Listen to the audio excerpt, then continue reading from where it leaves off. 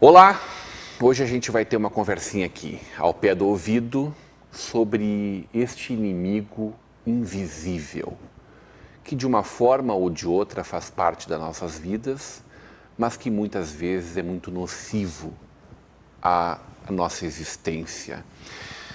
A nossa conversa é com o responsável técnico pelo setor de vigilância epidemiológica e imunizações da Prefeitura Municipal de Novo Hamburgo, Edson Luiz da Silva. Seja muito bem-vindo de volta, Edson, ao Conversa de Peso.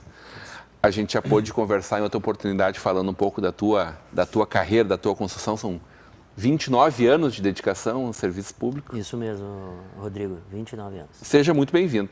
Obrigado novamente pelo convite. Sempre é importante esse espaço, é uma oportunidade de a gente falar das questões importantes em relação à saúde e mobilizar a nossa população com medidas bem básicas de prevenção. Esse inimigo não é exatamente invisível, ele só é muito pequenininho. Isso. São micro-organismos, né? E a gente aí ressalta a questão de vírus e bactérias e que preocupam todas as populações. E, na verdade, eu, semana passada, estive conversando com as diretoras das escolas municipais e disse que o trabalho é uma interligação entre saúde e educação, porque nós temos que orientar as pessoas que não temos como colocar nossos filhos em redomas de vidro, mas temos que orientá-los. Isso inclusive, é ruim para a imunidade da pessoa? Imunidade da pessoa, inclusive isso, né? É importante ressaltar que cada um tem a sua individualidade, tem os seus anticorpos, tem a sua história física, clínica. É fundamental que eles saibam que hábitos básicos de higiene, lavagem de mãos, não compartilhar alimentos, utensílios íntimos, a garrafinha de água, compartilhar merendas, ajudam e muito a gente evitar o contágio de várias pessoas. Comer areia pode? Barro na escola, a gente faz isso, né? Mas não é um hábito muito... Isso ajuda a formar imunidade ou isso aí pode dar um problema muito sério? Pode trazer problemas.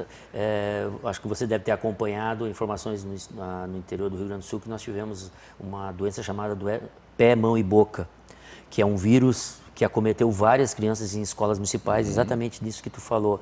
E o contágio é através do contato com terra, as crianças acabavam compartilhando, botando a mão na boca, e isso provoca erupções na pele, feridas, né? E é pé, mão e boca, porque começa na boca, daí coça a perna, coça o pé, e aí isso vira um contágio houve várias crianças contagiadas, e tiveram até que interromper o período letivo dessas escolas, né? A gente é hospedeiro de milhares ou milhões de colônias, né?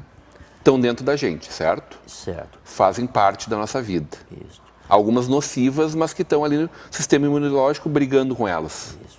E estão, como a gente diz, hibernando. Porque existe um termo que tu já deve ter conhecido e a nossa população já deve ter também ouvido muito, a questão do portador assintomático. Muita pessoa que se expõe a vírus e bactérias acaba não se definindo com um quadro clínico, não fica doente exatamente, mas ele é um transmissor. Ele é um portador e transmite isso para outras pessoas que estão mais fragilizadas.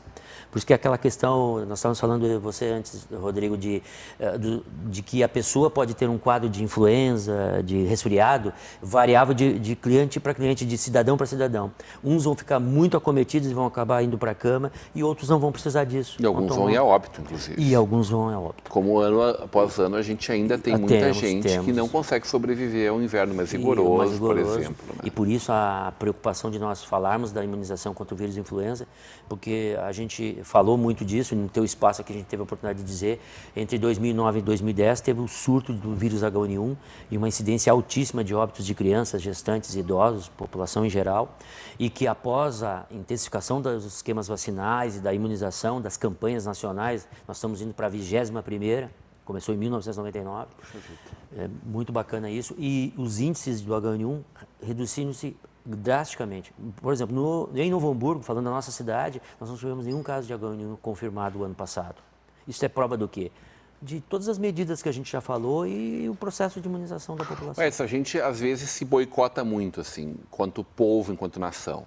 Mas vamos falar sério aqui entre nós, política pública de saúde. O Brasil hoje tem uma política pública de saúde referência mundial, por exemplo, na área de imunização. Sim, muito bem. Eu acho que vale a ressalva disso, Rodrigo. Nós, em 2017, passamos na região nordeste do país um surto de sarampo. E a origem desse sarampo era europeia. País de terceiro mundo, né? Esse negócio aí de lidar com país de terceiro mundo não é fácil. É difícil, né, Rodrigo? A gente erradicou o sarampo e vieram lá os europeus, Isso. potências mundiais, qualidade de vida, enfim, nos trazer de volta essa realidade. Porque a Europa não tem a rotina de estabelecer campanhas nacionais e regulares anualmente ou a cada 2 anos. Para um país gigantesco como o nosso, né? Lá é o tamanho do estado, a França é um estado Então, nosso. pessoas vieram com o vírus e acabaram tendo a situação de contágio na região Nordeste. Isso também não nos exime da obrigação, e isso vale para todas as regiões do país, de mantermos coberturas vacinais adequadas. Caso o Nordeste tivesse, por exemplo, com 90% ou 95% da sua população imunizada contra o sarampo, e isso era possível porque a vacina existia, de repente o vírus não teria circulado com tanta incidência. É como a história agora da Venezuela, eu uso também muito isso, porque as pessoas estão numa crítica às vezes com nossos companheiros venezuelanos de que por que eles vieram trazer doenças. Na verdade, isso é um histórico da Venezuela que está com uma crise social drástica, né, gravíssima, e a doença se agrega a isso. Mas se a nossa população de Roraima e aquela região norte tivesse com imunizações adequadas, o sarampo também não teria circulado. Verdade. Porque é isso, no momento que o Estado, que os municípios estiverem com boas coberturas, mesmo que venha a se ter casos, mas eles serão isolados. Por exemplo, até foi Porto Alegre, né, que teve 10, 12 casos de sarampo e a coisa não se ampliou. Por quê? Porque houve uma ação imediata do sistema público de vacinar a população, de imunizar, melhorar as coberturas. Isso evita a circulação do vírus. É o que acontece a partir de catástrofes também, né? A incidência de um vírus ou de um protozoário, uma bactéria, alguma coisa. Sim, como isso. a gente está vivendo agora no sul da África, depois daquela enxurrada. A cólera. A cólera novamente assustando, né? Apavorando. A cólera que tem um alto índice de mortandade. Né? E pelas baixas condições socioeconômicas daquela população, saneamento básico em péssimas, os relatos assim são terríveis, né? População em condições subhumanas, verdadeiramente. Nem tem um alimento adequado para ser ingerido. Então, isso tudo, Rodrigo, faz com que essas situações se agravem. Doenças que estavam longe de acontecer novamente. Mas aí, quando pega um público com dificuldades estruturais, elas ressurgem. Quando a gente fala, então, que o Brasil, que tudo é muito ruim aqui, não é verdade, né? Não é verdade. A gente vive um paraíso, o nosso lugar, o nosso país é um paraíso. E, além disso, a gente olhar para, 40 anos atrás, a expectativa de vida era 50 e poucos anos, 40 anos atrás, Isso mesmo, 40, 50 anos. Hoje estamos falando de 76, 77. Isso. Até ressaltando programa público. Programa público. E até tu falou, política pública de saúde, né? Tu falaste bem assim, em termos de 40 anos, o Programa Nacional de Imunizações é da década de 1970. Então nós estamos quase fechando 50 anos de um programa efetivamente que deu resultado. E aí erradicação da polio aí, né? Isso mesmo, né? Há pouco tempo tínhamos o certificado de erradicação de sarampo e rubéola. Estamos perdendo em função de que houve casos autóctones que a gente diz que é oriundos da nossa própria população, da nossa cidade, do nosso país. E é importante dizer que quando eu comecei isso há 29 anos atrás, nós trabalhávamos com 5 produtos em sala de vacina, gratuitos. Hoje existem 19 produtos à disposição da nossa população. Nós temos vacina hoje, Rodrigo, que protegem contra o câncer, que é a vacina contra o vírus HPV. Então, uma vacina de alto custo que o Ministério da Saúde implantou e que os municípios têm hoje para oferecer para a nossa comunidade. E as meninas estão indo, Edson? Estão indo. Agora, é importante ressaltar, meninas e meninos. Também. Ampliou-se para os meninos, porque vírus que era tão importante quanto. Inicialmente começou o programa nas meninas, mas hoje os 2 grupos têm o direito à vacina. Né? Porque o pai e a mãe dizem, não, com 13, 14 anos meu filho não transa. Isso. Não tem relações sexuais. E ou estão tendo ou vão ter ali na frente. Então, papai e mamãe têm que dizer para suas crianças, vamos levar lá na casa da vacina, o mecanismo, saúde, né? Isso é importante, Rodrigo, foi bem oportuna a tua colocação. Falar de vacina é prevenção. Nós não estamos aqui estimulando a atividade sexual dos adolescentes. Certo, não, evidente. Nós estamos alertando que este vírus, e como tu disseste, está no meio ambiente e nós estamos à mercê dele. Pelo troca de parceiros, pelo não uso de preservativos, que também é um método importante, independente de fazer vacina. E aí, uma ressalva, vacinas são importantes, mas nada é 100% na nossa sociedade, na nossa vida. Então, a vacina vai te dar uma... É aquela coisa, eu e o Rodrigo nos vacinamos, o risco de nós termos alguma doença é menor do que aquele que não faça a vacina. Isso mas ainda assim a gente pode ter, ainda eventualmente assim mesmo, pode podemos ter, porque a resposta orgânica... Aí a lei das probabilidades, cai bastante a chance de nos pegar. Lembrando que a vacina era um produto maldito, né? Tivemos uma revolta desse Brasil para não ter vacina, para não ser vacinado lá no começo da década de 1910, né? Agora a gente está com uma cultura um pouco diferente. Isso. Meningite está pegando. Eu quero falar contigo e a gente está aqui especialmente para falar de gripe e dessa onda de meningite que também está assustando muito papai e mamãe, todo mundo apavorado, enxergando casos aqui do lado da nossa São Leopoldo, né? Casos na nossa cidade também. Quando eu era pequeno, um dia eu fui, as pessoas não acreditam, um dia eu fui pequeno. 2 anos e meio, eu brinquei a tarde inteira com um rapaz, ele era 3 ou 4 anos mais velho que eu, e na noite seguinte ele ficou muito mal e na manhã seguinte ele faleceu por causa de meningite. E a minha mãe, evidentemente, ficou apavorada, em 1977, 8 ali, apavoradíssima com isso, né? Felizmente, está tudo certo, estamos aí, mas... Os pais e as mães precisam ter um choque para entender o quanto é importante a prevenção, né? Senão a gente ainda fica com medo.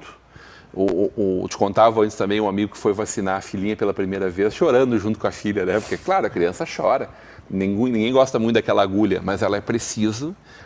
E diminuiu drasticamente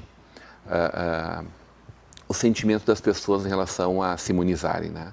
Hoje se entende como uma questão de saúde e não de estar se contagiando, né? É bem importante isso, Rodrigo, a gente falar da importância dos esquemas vacinais, da manutenção dos esquemas, a gente até repetindo a questão da diminuição dos casos de H1N1.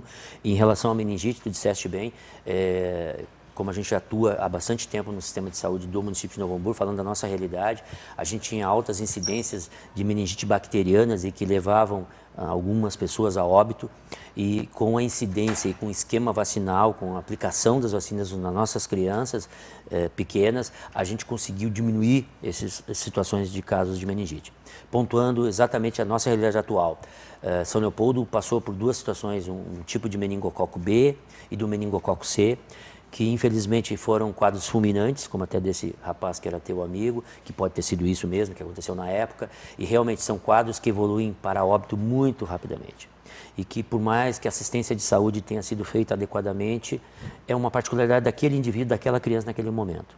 Mas com isso, serviu de alerta, como tu disseste, a que as pessoas buscassem mecanismos de proteção. Quais são os mecanismos? A gente falou lavagem de mãos, manter-se em ambientes arejados, ventilados, não compartilhar objetos íntimos e, fundamentalmente, procurar as vacinas da rede pública de acordo com as faixas etárias. O que o Ministério oferece hoje? Nós temos uma vacina contra o meningococo do tipo C para as crianças menores de 1 ano, fazem 2 doses aos 3 meses e 5 meses, e um reforço acima de 1 ano até menor de 5. E a partir de 2017, o Ministério da Saúde, vendo que adolescentes estavam ficando acometidos de meningites do tipo C, ampliaram o esquema para o grupo de 11 a 14 anos. Além disso, nós temos uma vacina chamada pentavalente, que também é para os nossos bebês menores de 1 ano. Quero partir daí. Por que não é todo mundo que usa pentavalente? Não precisa? Na volta do intervalo. Hoje, numa conversa de peso com o responsável técnico pelo setor de vigilância epidemiológica e imunizações aqui de Novo Hamburgo, Edson Silva.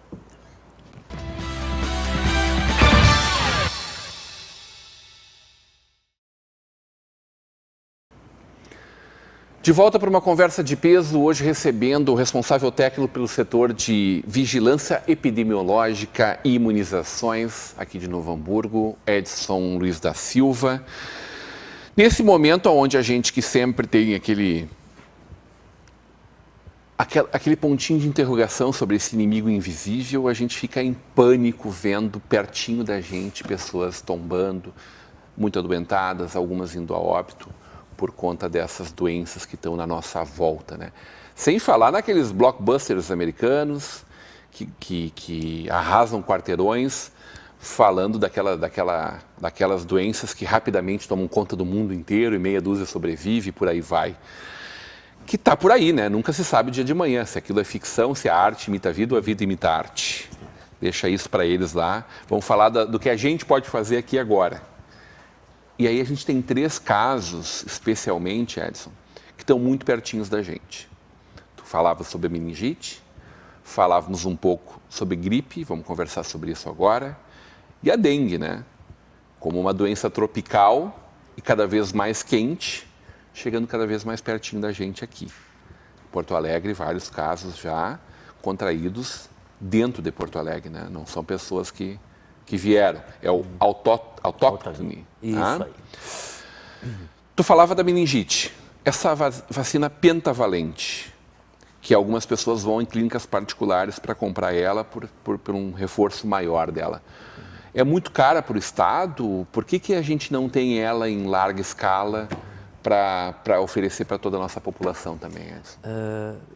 A definição do calendário vacinal, ele está vinculado diretamente com a área também onde eu atuo hoje, né, Rodrigo? A questão do acompanhamento epidemiológico.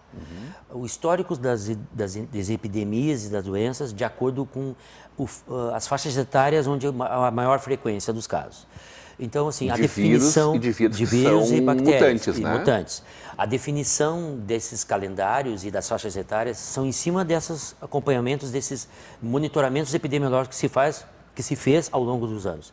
E se evidenciou que o público mais vulnerável, e é em cima disso que o Ministério trabalha, da questão de vulnerabilidade, fragilidade orgânica, e que precisa de um plus, que é a vacina, para criar mais anticorpos, para enfrentar melhor esses problemas, definiu as faixas etárias. Então, em relação à penta, que foi a pergunta que tu trouxeste, assim, o que é a penta? Para o pessoal entender, penta quer dizer são 5 produtos numa mesma vacina, numa mesma aplicação. Ela protege contra a difteria, o tétano, contra o bacilo da difteria, o bacilo do tétano, o bacilo da coqueluche, o vírus da hepatite B e a bactéria Haemophilus influenza B, que muito antigamente, na década de 90 até o 2000, levava a óbito muitas crianças por meningite, por Haemophilus influenza. Então, por este motivo, se intensificou a vacinação. Hoje, eu posso te dizer, já faz muitos anos que a gente não tem notificações de meningite por essa bactéria, pelos esquemas vacinais aplicados. Então, ela não precisa ir na rede privada para buscar isso. Os públicos acima dessa idade, a incidência dessa bactéria é muito rara. Não que não possa vir a acontecer, Rodrigo, Entendi. mas por isso que o Ministério investe. E aí vale também a ressalva, nós temos também a Pneumo 10, que é uma outra vacina que é o público infantil menor de 5 anos também, que é 2 meses, 4 meses e um reforço acima de 1 ano. Pneumo 10, como o próprio nome da vacina já diz, são 10 sorotipos do pneumococo que podem eles causarem também meningites por pneumococo, que também é uma bactéria. Então, por esse público mais vulnerável, se intensifica a vacinação nesse grupo etário. Na rede privada existe vacina chamada Pneumo 13, que acresce mais 3 tipos de pneumococo, que é disponibilizado na rede privada, mas para o Ministério o enfoque e o maior risco é o Pneumo 10, é esses 10 tipos que mais acometiam as crianças. E por essa incidência, se estimula a vacinação desses grupos. Pode-se dizer que é quase insignificante, então, essas outras 3, pela incidência dela, e que acaba quase virando uma questão comercial, então. Não só isso, ela trata-se de ser importante. Inclusive, existem estudos, e aí é que a gente pode avançar naquele meu discurso de que o Ministério começou com 5 vacinas há 40 anos, 50 anos atrás, Hoje são e que hoje são 19, pode-se chegar na 13. Porque também se vê, e o Ministério é bem aberto, existe um grupo técnico que estuda e discute isso. Perfeito. Porque, assim, existem calendários vacinais. Se tu entrar no sistema, se tu entrar no Google lá, tu vai achar o calendário da Sociedade Brasileira de Pediatria, existe um calendário da Sociedade Brasileira de Imunizações e existe o calendário do Ministério da Saúde. Esses calendários se comunicam entre eles e um agrega ao outro. Não existe o melhor ou o menos ruim. Eles vão se complementar. E o Ministério, em cima disso, ele começa a ampliar e absorver as vacinas que a Sociedade Brasileira de Pediatria já recomenda e que acredita ser importante, porque daqui a pouco ele pode começar a acometer crianças de outras faixas etárias, então precisa colocar a pneumo 13, como nós estamos exemplificando, né? Então, no futuro, acreditamos nisso. Até o advindo assim da vacina da dengue futuramente, a vacina contra o vírus da AIDS, vão ser agregadas aos programas do Ministério. E vai chegar um momento onde o Ministério vai ter até mesmo as vacinas que hoje são só disponibilizadas na rede privada, porque ele vai ver que as bactérias estão mudando, como diz a mutação, e mudando de faixa etária. Porque a ida para o grupo adolescente, Rodrigo, foi em função disso.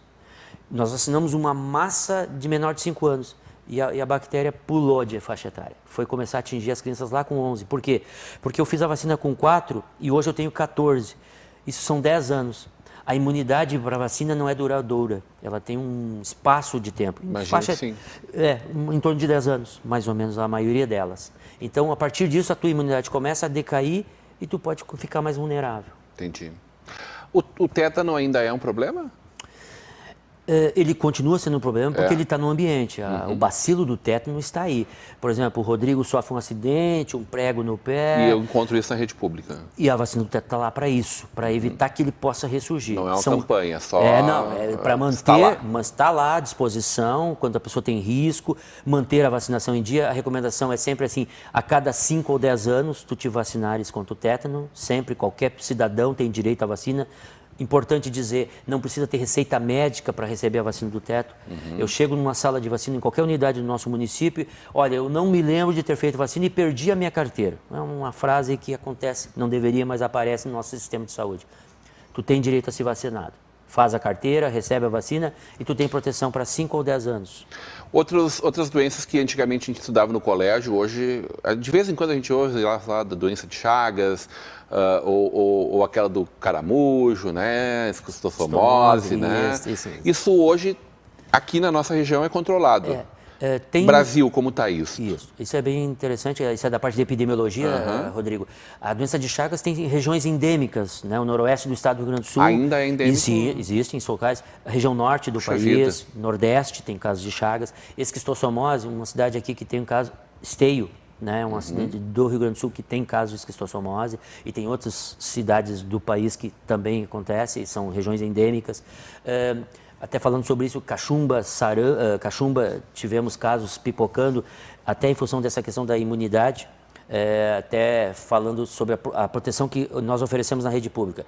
Na rede pública existe uma vacina chamada triviral, que é contra cachumba, rubéola e sarampo, contra 3 tipos de vírus. Essa vacina tem os 3 produtos na mesma aplicação.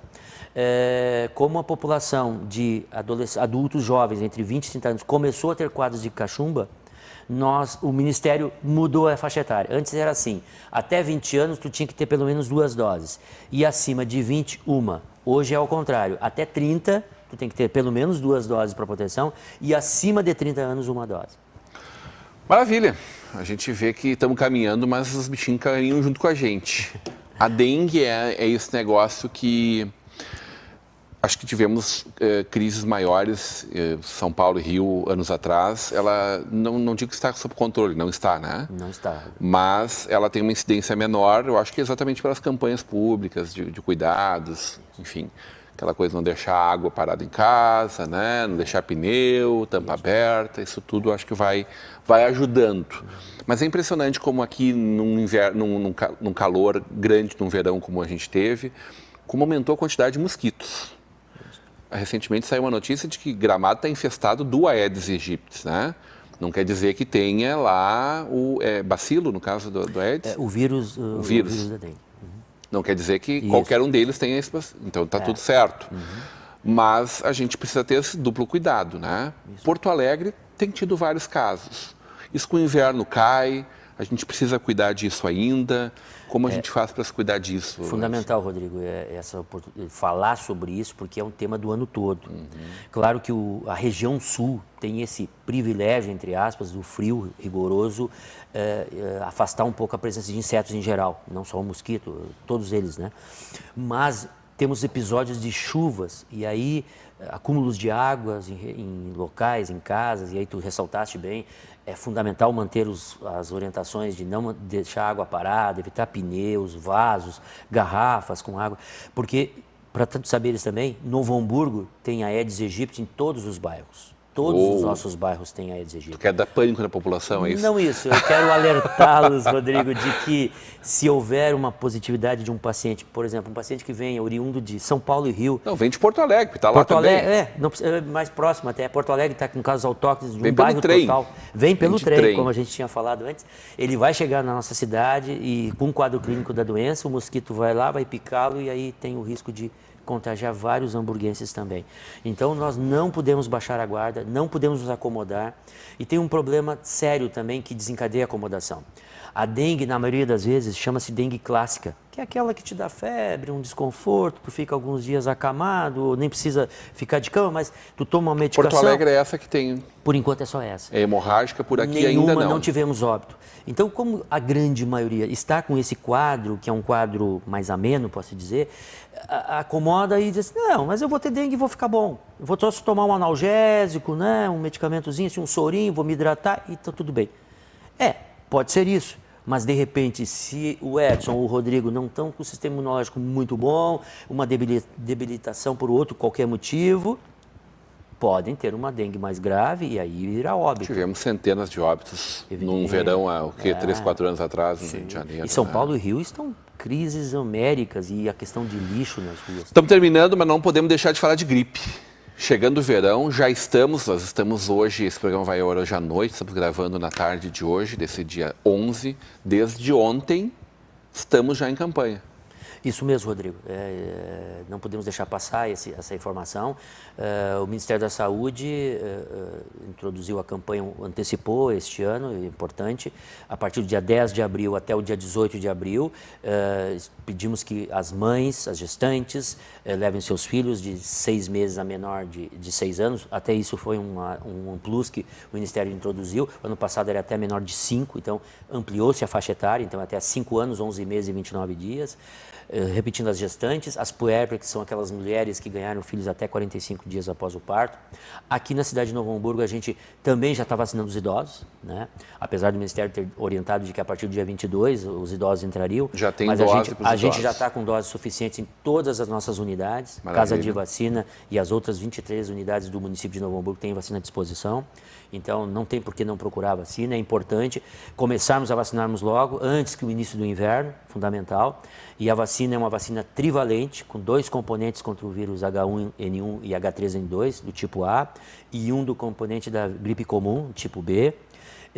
A vacina não causa doença, é importante, é de vírus inativado, então não tem esse discurso ainda de que eu vacinei e posso ficar... Sempre bom frisar isso. Sempre bom frisar isso, né? E não tem nenhuma contraindicação, pode ser feita junto com outras vacinas, pode ser feita em qualquer momento. Claro, se a pessoa estiver febril, com algum desconforto, evita-se, né? Porque a vacina é para prevenir doenças. Se a pessoa já está com algum acometimento de alguma doença aguda, espera passar e vai na unidade mais próxima, dentro dos grupos prioritários, que além disso são os trabalhadores, idosos, os doentes crônicos. Trabalhadores da área da saúde? Trabalhadores da área da saúde, doentes crônicos com prescrição médica, iniciarão a partir do dia 22. Obesos? Também. Como doentes crônicos. Doentes crônicos também entram nisso. Que a H1N1 adora gordo, né? Não só o gordo, mas várias já pessoas. Já pegou muito, né? Não só eles, né? Mas assim, os imunodeprimidos também é importante. Profissionais que trabalham também no sistema prisional, aquele grupo de adolescentes socioeducativos e principalmente incrementamos a questão dos professores da rede pública e privada, que sempre foi um pedido, né, incessante deles e era importante que eles fossem agregados aos grupos prioritários, porque eles estão à mercê também de risco, convivem com um grupo grande de alunos, né, e convívio escolar como um todo, né? Então é fundamental que eles também busquem. Com uma meta, são 52 mil universo que vocês estão buscando na cidade de Novo Hamburgo atingir, a meta é 47 mil, em torno de quase 48 mil, né? 90% é a meta esse o Ministério estabelece como um teto para que os municípios evitem a circulação do vírus. Até em cima de todo o discurso que a gente já fez até agora. Quanto mais gente imunizada, menos risco de circulação de vírus. Adorei falar contigo. Seja sempre muito bem-vindo, trazendo esclarecimentos muito importantes para a nossa comunidade, Edson. Muito obrigado mais uma vez pelo espaço, Rodrigo. Um prazer. Uma conversa de peso com do responsável técnico pelo setor de vigilância epidemiológica e imunizações aqui de Novo Hamburgo, o Edson Luiz da Silva. Sempre muito bom conversar sobre esse assunto, para que não tenham dúvidas e para que todo mundo vá à Casa da Vacina aqui na Frederico Link, ou uma das 23 unidades de saúde espalhadas pela nossa cidade, que é de graça, que só faz bem, que não tem contraindicação e que salva vidas. Continua agora com a programação da nossa Vale TV, da nossa rede comunidade de televisão.